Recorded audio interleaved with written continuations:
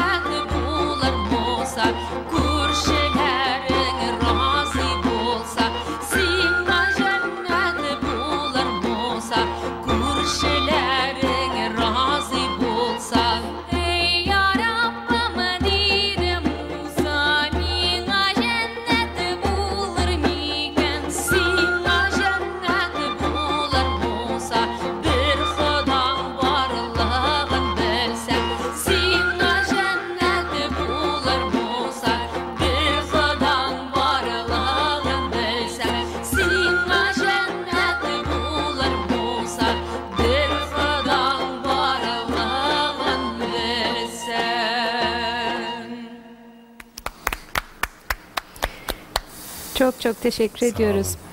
Şirin Al-Ansi ve Gülzade Safiullina'ya gönülbagi@trt.net.tr gönülbagi@trt.net.tr elektronik posta adresimiz. Lütfen bize ulaşın. Her türlü eleştirilerinizi, yorumlarınızı bekliyoruz, değerlendiriyoruz. Hiç merak etmeyin.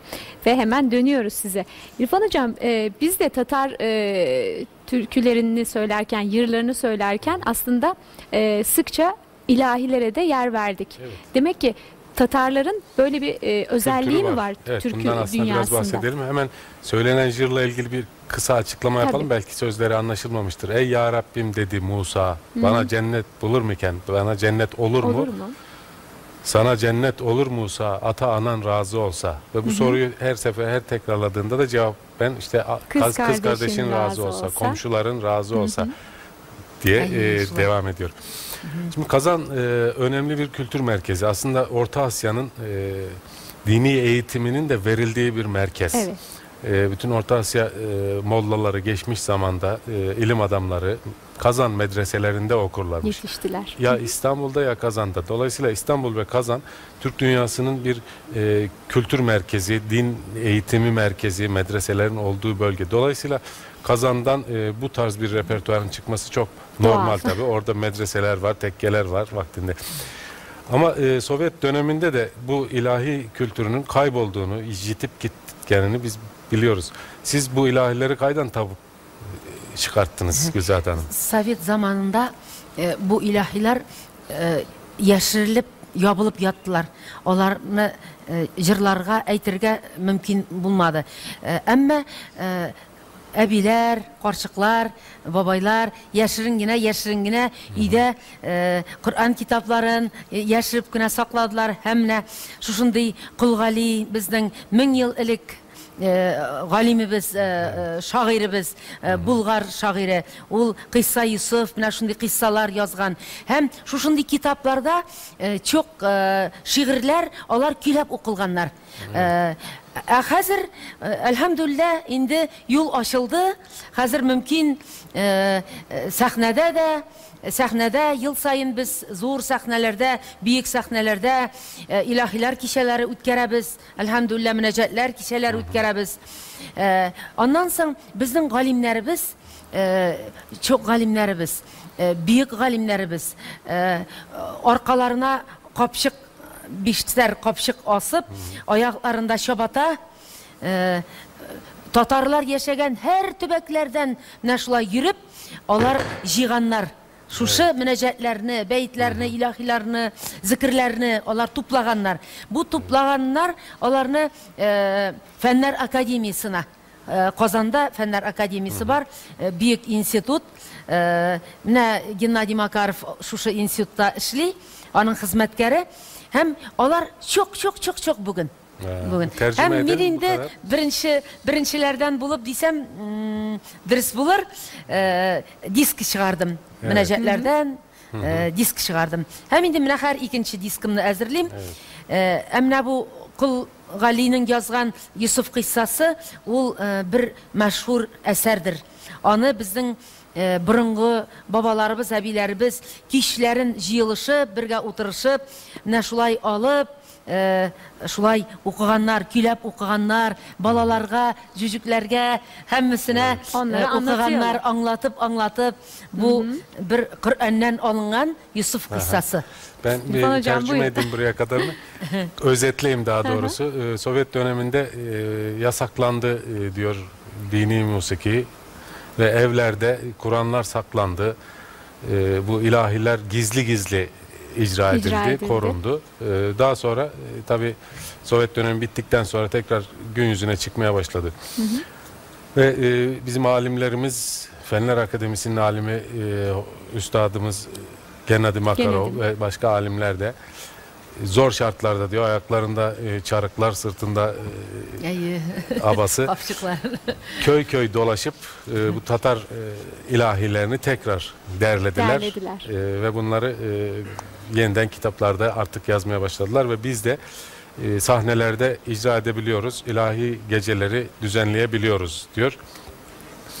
Yine ilahi münacat ve beyitler dedikleri tarzda birçok örneğin de ilk icracısı, ilk CD'ye yazanı da Gülzade Hanım. Evet. Kıssa Yusuf'tan da bahsettik. Kıssa Yusuf Kul Gali adındaki bir Bulgar şairi. 1000 yıl önce bunu yazmış bu kitabı. Tatarca kol yazması bir kitap, yeniden basılmış. Kıssa Yusuf'tan da bize bir örnek. Bir örneğini dinleyeceğiz Gülzade Hanım sizden. Buyurun.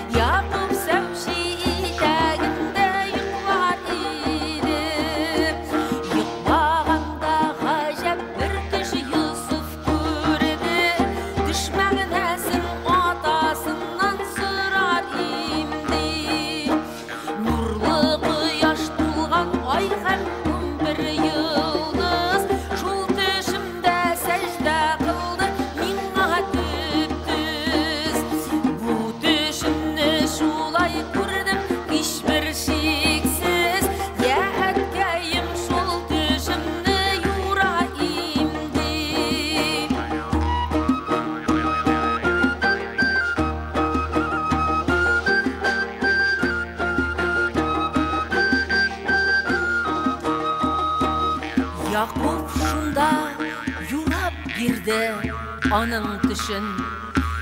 Bular dedi bəxtli hem kutlu işin. Hocabızdan yerdem iner senin işin. Sina hürmet hem büyüklük gelir imdi. Senin ismin galem ara meşhur bulur. Meşrik mağrib ulukları seni bilir. Kıyamette tikli ismin mengi kalır. Halil zebih devleti görünür imdi. Peygamberlik nebilik seni alacaksın. Hem memleket iyesisin ulaşacaksın. Rahat şatlık suyumuşlar tabacaksın.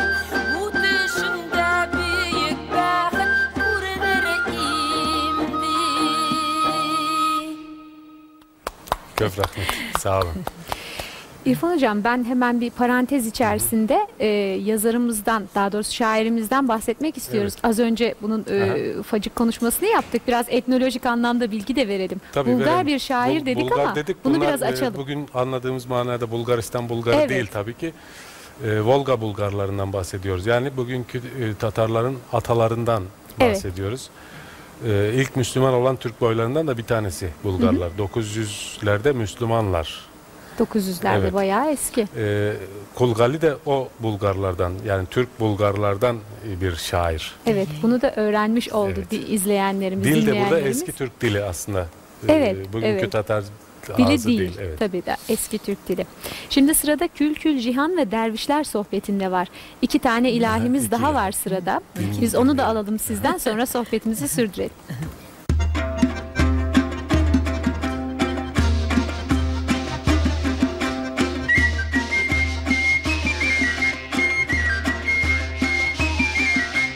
Bu dünyanı kırgansın, bilip bana güzelsin. Yıldız koyup bize gel, dere gitken Allahu. Yıldız koyup bize gel, dere gitken Allahu. Hem de milel cımra katellem, selallahu bedre ve sellem. Allah Allah bedre ve sellem. Allah Allah bedre ve sellem. Hava ürüp can kürtken, şeşe koşak cenlikке. Arsın deyip büyükke, möhlüklerge Allahu. Arsın deyip büyükke, möhlüklerge Allahu. Hem de milel cümre katellem, selallahu bedre ve sellem. Allah Allah bedre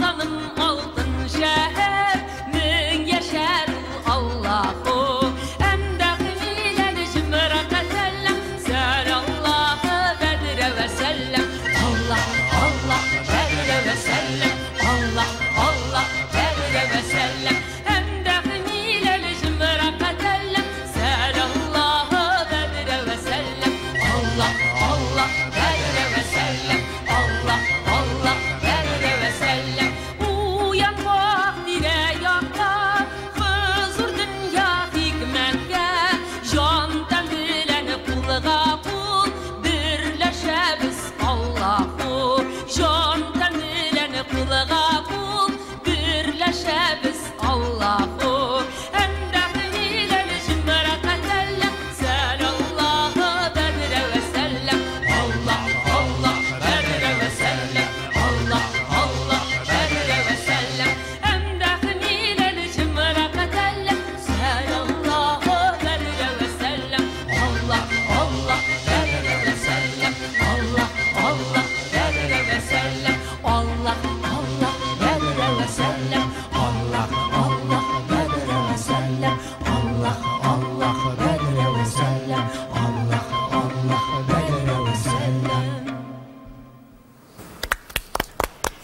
Ve dervişler sohbetiyle devam ediyoruz.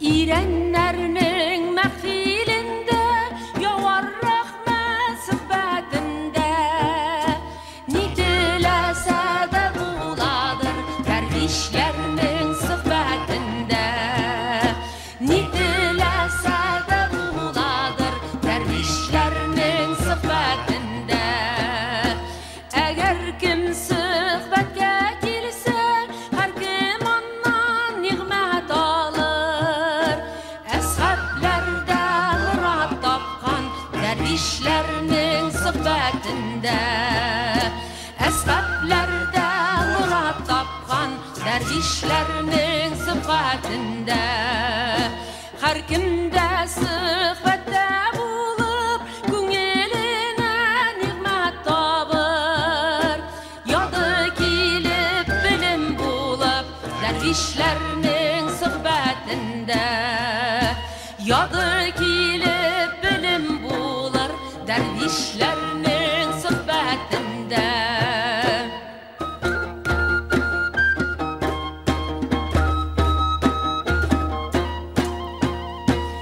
ümmü kilise has buladır yıldız kilise ay buladır bakırdan altın buladır dervişlerinin sıhbetinde bakırdan altın buladır dervişlerinin sıhbetinde Resulüme vahiy geldi başından tacın aldı şuva yol hadimlik kıldı dervişlerinin sıhbetinde şuva yol hadimlik kıldı dervişlerinin sıhbetinde Kul Süleyman sıhbetinde budan bede münacette zikri tasi derecette dervişlerinin sıhbetinde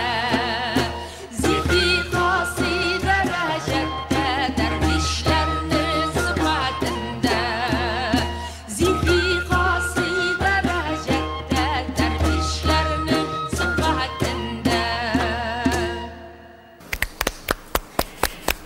Gülzade Teşekkür Safiye ediyoruz. Lina'ya çok çok teşekkür ediyoruz ve Bereket Ansamblı'nı ben isim isim sizlere tanıtmak istiyorum hemen. Kobuz'la başlayalım. Kobuz, Dombra ve Şan'da tabii ki az sonra bize güzel bir eser de seslendirecek Ruslan Abitov. Hemen yanında Kuray, Kobuz ve Surnay sanatçımız Rinat Gilyasov. Az önce dinlediğiniz vokalimiz ve aynı zamanda alma çalıyor Şirin Alansi. Kuray ve Garmon'da Aydar Akmetsyanov. Dombra ve Bayan'da İlnur Bulatov.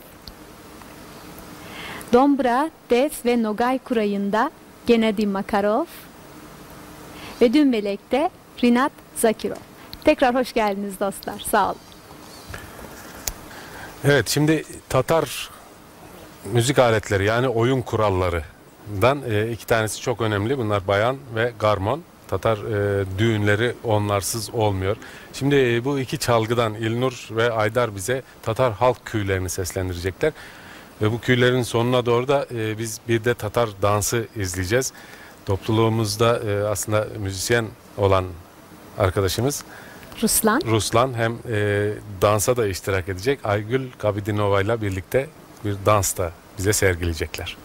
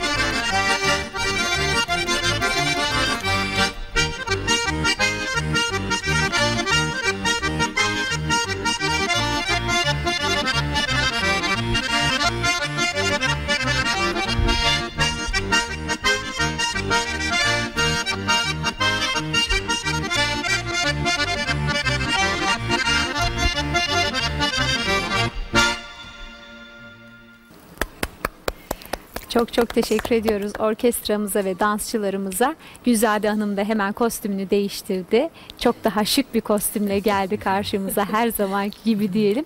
Ve İrfan Hocam, sırada uzun küy var. Bence bunun üzerine biraz konuşmalıyız. Evet, bütün halk müziklerinde olduğu gibi Tatar halk müziğinde de türler var. Uzun küy bunlardan birisi. Küy, önce küyü açıklayalım. Küy hava, ezgi manasında kullanılıyor. Bütün Türk dünyasında ortak bir kelime zaten.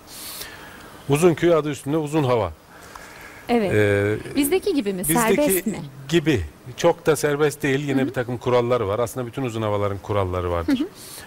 Bundan başka kıska küy dedikleri daha hareketli küyler var. Oyun küyleri var.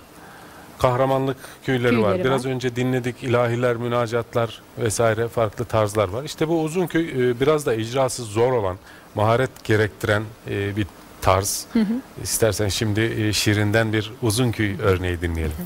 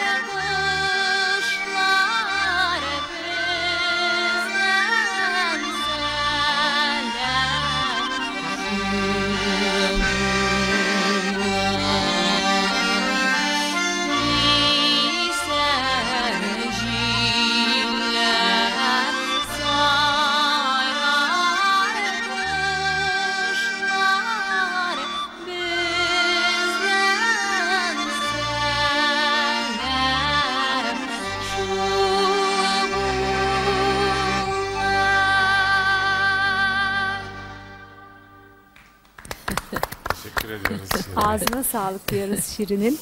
Tataristan'dan gelen dostlarımızla devam ediyoruz Gönül Bağı'nda. Ve şimdiki eserimize geçerken sanırım Gülzade Hanım kostümüyle bağlantılı bir giriş yapmamız gerekiyor değil mi? Evet, askerlikle ilgili bir köy var sırada. Nikrut askerlik demek. Nikrut. Nikrut. Rekrut Rusçası rekrut. diyebildiğimiz. Rusçası rekrut. Evet. Ama Gagavuzlar ve Tatarlar nekrut diyorlar. Nekrut. Recep'e de Necep denilmesi gibi zaten. Evet. R ile Türkçe'de kelime başlamadığı için.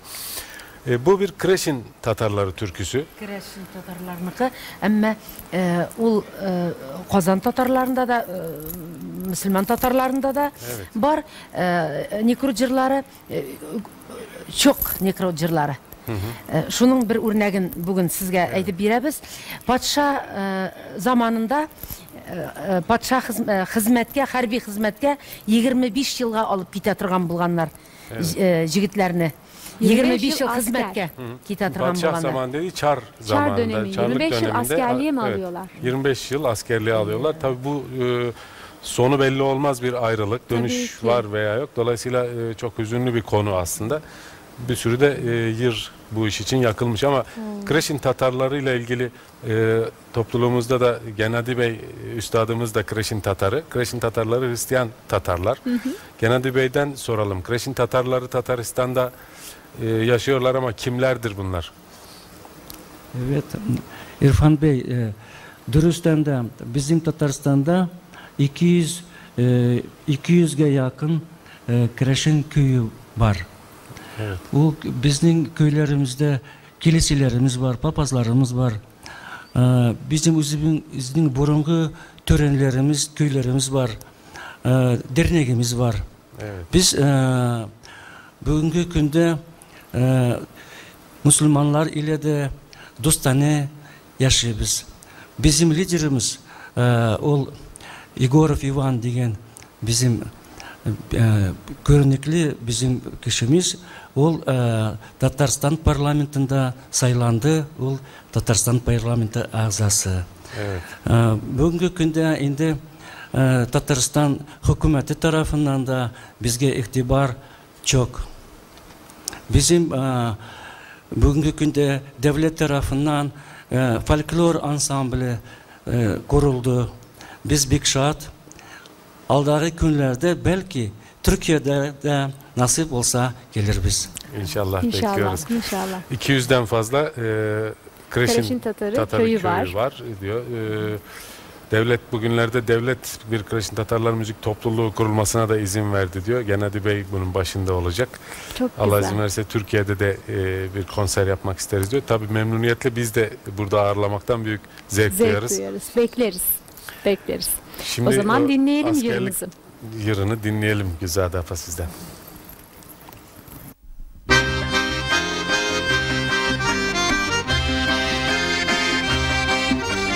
Kara dağın aytağım oyzuydılar Başkınayın alğar Elde buydılar Bir dağına gidesiler Dilmi atlar jigip ay Elde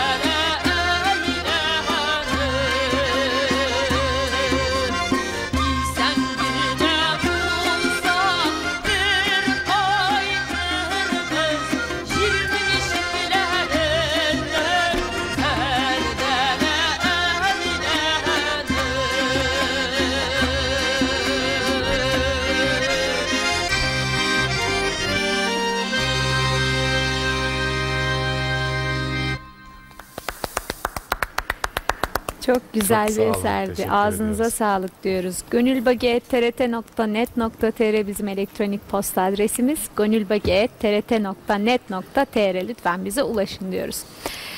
İrfan Hocam sırada Küzgü Aşı Jiller'de var. Jillerde. Yani sonbaharın acı yellerinde. Evet. diyor. Bu da yine bir ayrılık türküsü. Ne anlatıyor bu jır? Bu jır revolюцияға, инқилапқа kadar Tatarlar туған жерлерінен шит жерлерге, мұхажирлікке кете башлағаннар. Һәм шушы жырны жырлап кеткәннәр. Шушы жырны бүген дә шиттә, мұхажирліктә яшәгән татарлар Японияда, Кореяда, Төркиядә дә, Америкада һәм башка илләрдә һәммә җирдә яшәүче татарлар бу җырны беләләр. Чөнки шушы җырны җырлап, аларның ата-бабалары киткәннәр үзләренең туган җирләреннән. Менә миңа күптән түгел Америкада булырга туры килде һәм Америкада яшәгән татарлардан шушы җырның тарихын бер Даян Сафа дигән кеше сөйләп бирде. Аның әтисе Токио шәһәрендә, Япониядә имам булып эшләгән. Шушы имам аны физгармонияда уйнап, шушы җырны җырлаган, магнитофон тасмасына язган һәм балаларына мирас итеп биргән. Бу җырымны, бу безнең җыр, ата-бабаларыбызның җыры, шушы җырыбызны алып кайтып, безнең туган җиребезгә тапшырыгыз дип. Миңа шушы җырны тапшырдылар. Мин Татарстан радиосына алып кайтып, аны фондка tapşırdım. İrfan Hocam çok önemli bir jır. Evet. Bunu uzun uzun anlatalım isterseniz. Benim anladığım kadarıyla. Devrime kadar Rusya'da, Tataristan'da Tatarlar çok fazla muhacirliğe, sürgüne maruz kalmışlar. Yurtlarından ayrılmak zorunda Çok kalmışlar. da uzak yerlere Evet, gitmişler. bunu biliyoruz. Japonya'ya Amerika'ya, gidenler var, Amerika'ya gidenler var. Dünyanın birçok yerine giden Tatarlar var ve hepsi bu jırı, bu ayrılık türküsünü bilirler diyor. Ama Japonya'da, Tokyo'da bu Bir imam- jırı, imamlık yapan bir Tatar Evet. kaydetmiş. Fizgarmoniya, Evet. instrument. Aha. Kaydını yapıp vasiyet etmiş, tavsiye etmiş. Bunu benim doğduğum yere götürün bunu diye. diye. O da Güzade Hanım'a nasip olmuş. Götürdüm diyor. Tataristan'da bunu icra ettim. O zaman Şimdi bu dinliyoruz ayrılık sizden. türküsünü dinliyoruz. Dinliyoruz. Buyurun.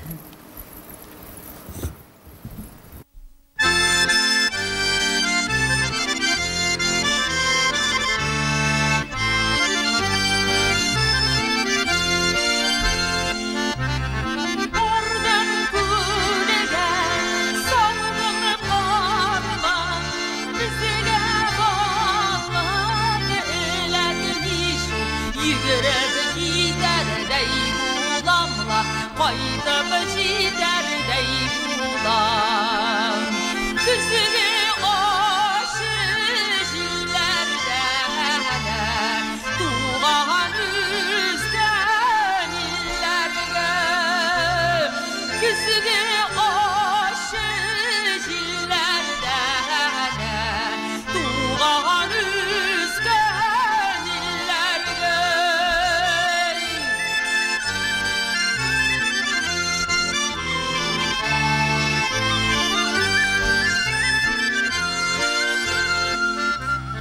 bitsin padişah, yansın tepet, bizge suğuş kirekmiş, yürüp gider dey bulamla, haydıp gider dey bulam.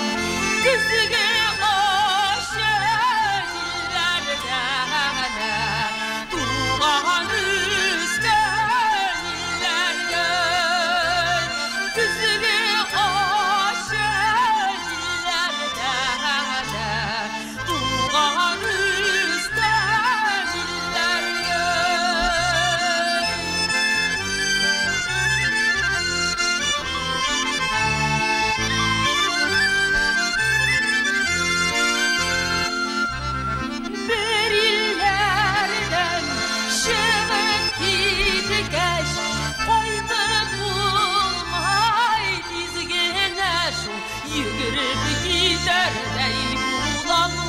Baylığı jiderdey bulan Güzülü aşık illerde Tuğan üstten illerde Güzülü aşık illerde Tuğan üstten illerde Güzülü aşık illerde Tuğan üstten illerde Tuğan üstten illerde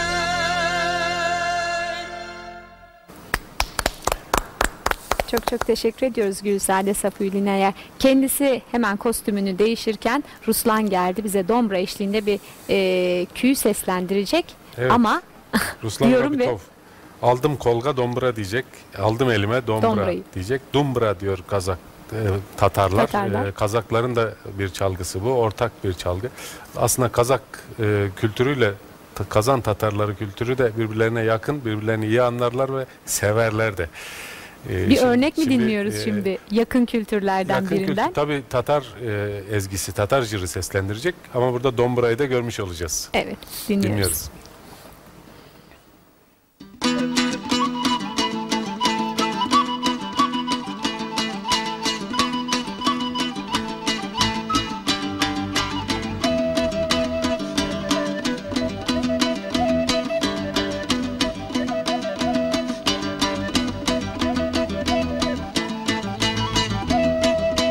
Aldım kulağa dumbara, gittim orama bu yana.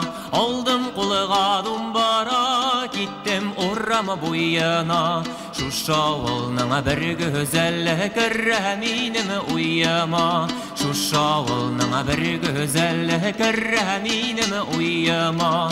Ha ha ha, ha ha ha.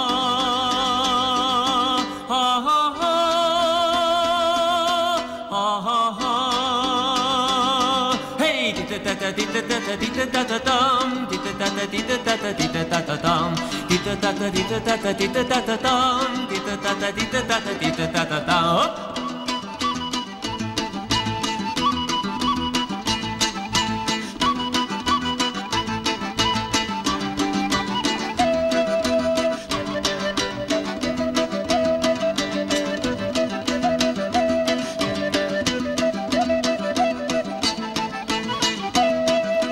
Heyde canıyım su boyuna dumbra oynime diyersin. Heyde canıyım su boyuna dumbra oynime diyersin.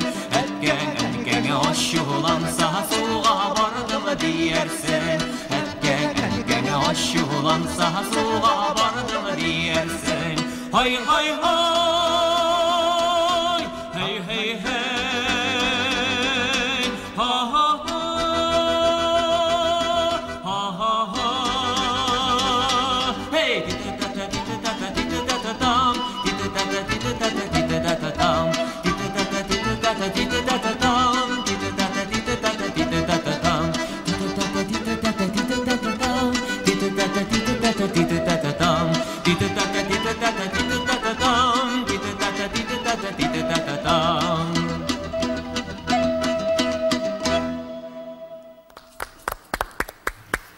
Çok teşekkür Teşekkür ediyoruz. ediyoruz. Ruslan Abitova.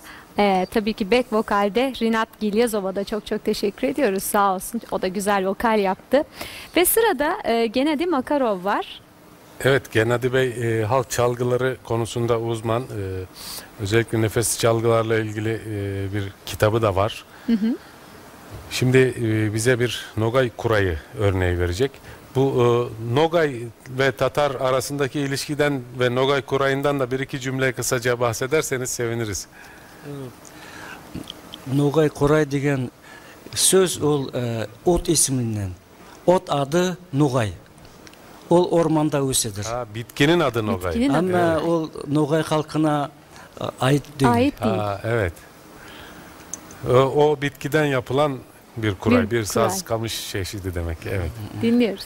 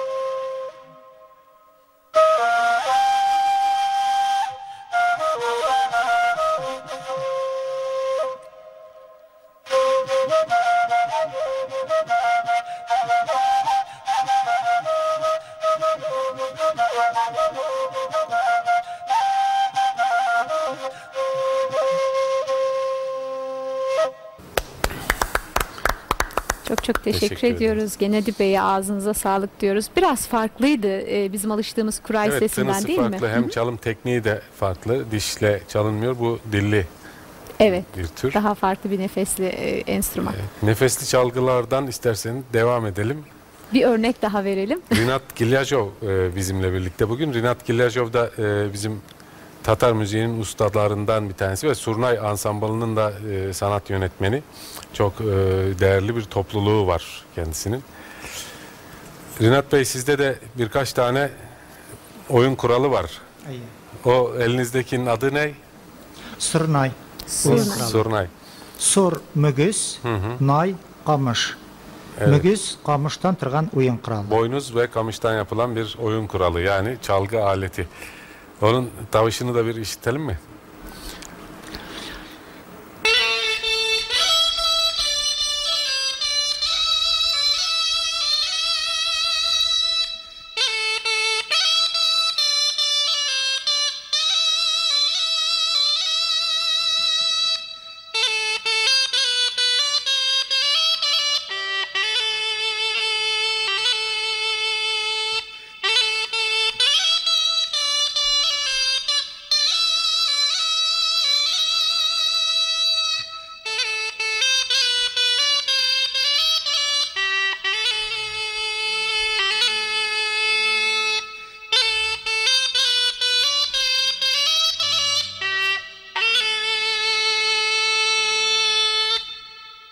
Teşekkür ediyoruz. Başka hangi kurallar var orada? Mına bizim yaklarda oruç, buday solamından mına şuşunday oyun kuralları da yasap oynuyorlar, yarışalar, bigrek tane balalar oynuyor, türlü kuş, türlü hayvan, tavuşların çıkarıp bula, hem türlü küyler oynap bula. Evet. Ben Buğday saplarından yapılan bir çalgı, daha çok çocuklar için. bunu yapıyorlar ve birbirleri de yarışıyorlar. Hayvan sesleri, insan sesleri taklit ediyorlar. bir şoyaru takdim etemin.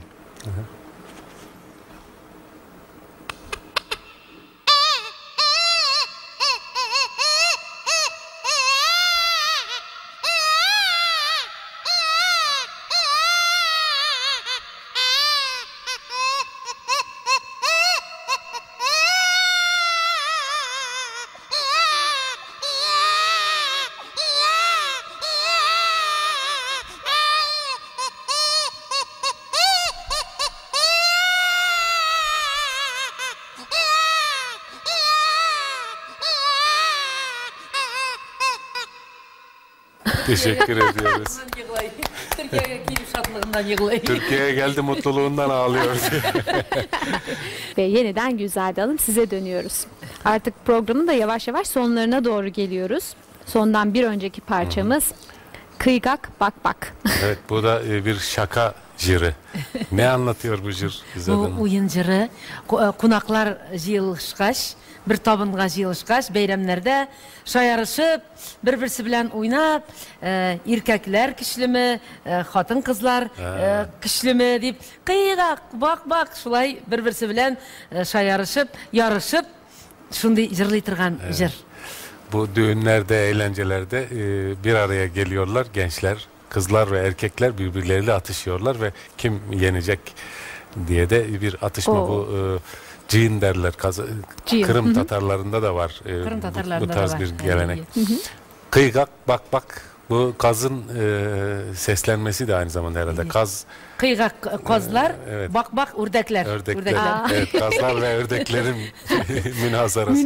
Kozlar, kızlar, ördekler, Erkekler. O zaman dinliyoruz Dinleyelim. sizden.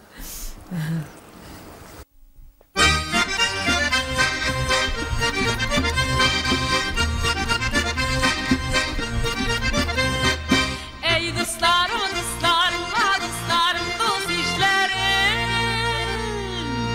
Siz dostlardan ayrılsam yalnız başım işlerim, şu yalnız başım işlerim. Kıygak, kıygak, Bak bak bak. basmastın da kazırdak, şul basmastın da kazırdak.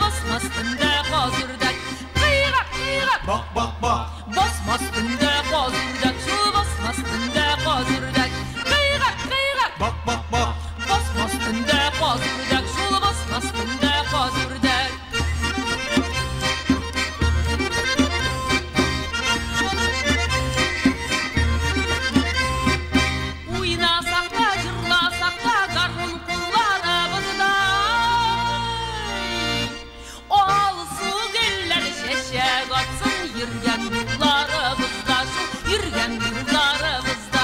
Kıyığa kıyığa Bak bak bak. basma üstünde koz yürgen, şulu basma üstünde koz yürgen. Kıyığa kıyığa Bak bak bak. basma üstünde koz yürgen, şulu basma üstünde koz yürgen. Kıyığa kıyığa Bak bak bak. basma üstünde koz yürgen, şulu basma üstünde koz yürgen. Kıyığa kıyığa Bak bak bak. basma üstünde koz yürgen, şulu basma üstünde koz yürgen. Dindere diriden dindere diriden dindere diriden dinderem. Dindere diriden dindere diriden dindere diriden dinderem. Dindere diriden dindere diriden dindere diriden dinderem. Dindere diriden dindere diriden dindere diriden dinderem. Bu ne kadar eğlenceli bir teşekkür eser ederiz. ya. Biz de alalım bunu. Biz de Evet, biz de bunu söyleyelim. yazalım. Bunu mutlaka yazalım Türk Dünyası Müzik Topluluğu olarak. Big rahmet. Sağ olun, Ağzınıza güzel. sağlık. Big rahmet. Big matur. Yani zur rahmet, big matur. Doğruydu değil mi? Doğru söyledim. ettiniz. Tamam. Artık programımızın sonuna geldik. İyi ki geldiniz. Ve iyi ki Bereket Ansamblı sizler de geldiniz. Ellerinize sağlık, yüreklerinize, nefeslerinize sağlık. İrfan Hocam güzel bir program oldu. Güzide Hanım benim iki taraftan meslektaşım. Hem Evet, müzisyenlikten hem veteriner hekimlikten. Veterinerlikten değil mi? Çok sağ olun. Son sözlerinizi alacağız. Ondan önce ama türkümüzü de anons edelim isterseniz. Programımıza da çok uygun bir jır var sırada. Ayken Türk dalası. Ay geniş, büyük Türk stepleri, Türk bozkırları, Bozkırları. diyor. Türk dünyası için. Bu bir kompozitörün eseri galiba. Bu kompozitör əsəri, əmmə sözləri başqa idi. Başqa sözlərə yazılған.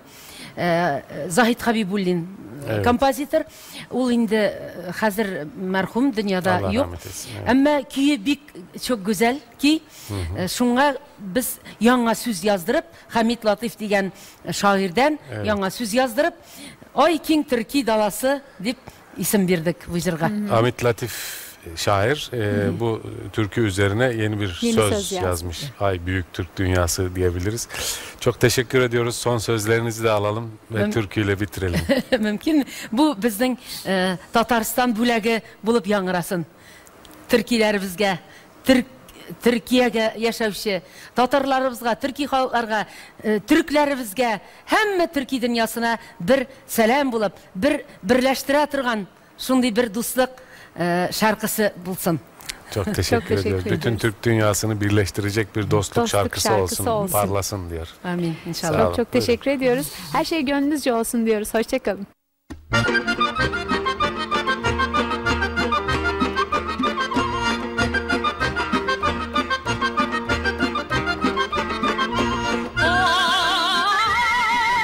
Ay King Türkiye dalası,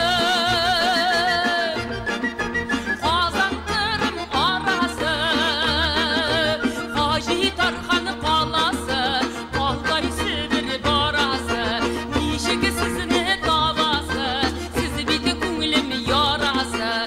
Ay imanı aklarışın, halkımı yaklarışın, vatanı saklarışın, halkımı aklarışın, bir yıdırıp kahatin nehalik, bir yıdırıp kahatin nehalik. Ay dü dü dü dü dü dü dü dü dü dü dü dü dü, ay dü dü dü dü dü dü dü dü dü dü. Ay dü dü dü dü dü dü dü dü dü dü dü dü, ay dü dü dü dü dü dü dü dü dü dü.